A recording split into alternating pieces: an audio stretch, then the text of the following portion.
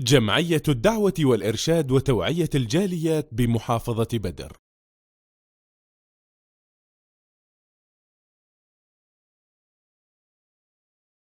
الحمد للہ رب العالمین والصلاة والسلام علی اشرف الانبیاء والمرسلین اما بعد۔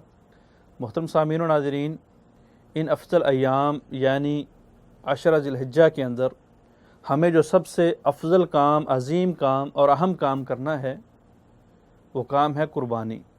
اللہ کے راستے میں اللہ کی خوشنودی، اللہ کا پیار اور اللہ کی محبت کو حاصل کرنے کے لیے جانوروں کو اللہ کے راستے میں ذبح کرنا، یہ عظیم سنت ہے، سنت ابراہیمی ہے، اور پھر اس سنت ابراہیمی کو مجدد کر کے، تجدید کر کے، رینیو کر کے اس کو سنت محمدی بنا دیا گیا۔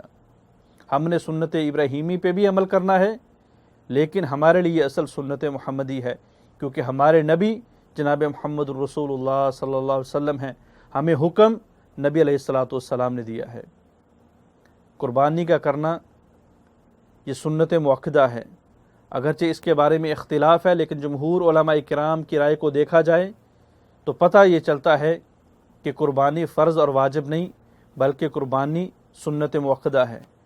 یعنی آقا علیہ السلام نے ارشاد فرمایا، جب ذی الحجہ کا مہینہ شروع ہو اور تم میں سے کوئی قربانی کرنا چاہے، وَإِذَا أَرَادَ أَحَدُكُمْ أَن يُضَحِّيَ، جب تم میں سے کوئی قربانی کا ارادہ کرنا چاہے، تو یہ اختیاری الفاظ اس بات کے اوپر دلالت کرتے ہیں کہ قربانی فرض اور واجب نہیں، بلکہ قربانی سنت مؤکدہ ہے۔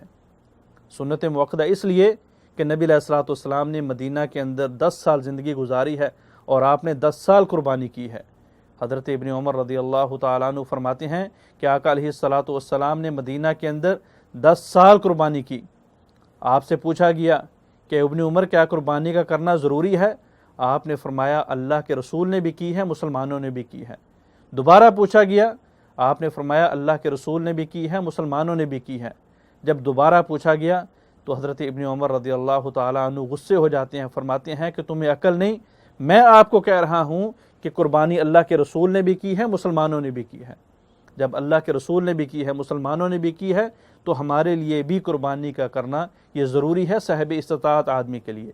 اس لیے کہ آقا علیہ السلام نے ارشاد فرمایا، جو صاحب استطاعت آدمی قربانی نہ کرے وہ ہماری عیدگاہ کے قریب، ہمارے مصلی کے قریب نہ آئے۔ تو یہ آپ کی طرف سے سخت وعید ہے، آپ کی طرف سے یہ ڈراوا ہے، اور آپ کی طرف سے یہ تنبیہ ہے کہ قربانی کا کرنا صاحب استطاعت آدمی کے لیے ضروری ہے، وگرنہ وہ اپنے آپ کو میرا دیوانہ، میرا پروانہ، اور اپنے آپ کو مسلمان کہلوانے کی کوشش کر کے ہماری عیدگاہ کے قریب نہ آئے۔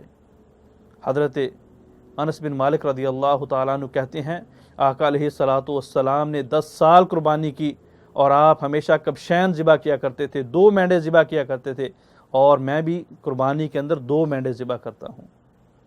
تو ان ساری احادیث کو مد نظر رکھتے ہوئے، ان سارے واقعات کو مد نظر رکھتے ہوئے، اور ان سارے شرعی احکام کو مد نظر رکھتے ہوئے ثابت ہوتا ہے، یہ چیز واضح ہوتی ہے کہ ان 10 دنوں کے اندر ایک عظیم کام قربانی کا کرنا ہے، اور قربانی کا کرنا یہ سنت مؤکدہ ہے۔ اللہ رب العالمین ہمیں اس عظیم عبادت کو سر انجام دینے کی توفیق عطا فرمائے۔ السلام علیکم ورحمۃ اللہ وبرکاتہ۔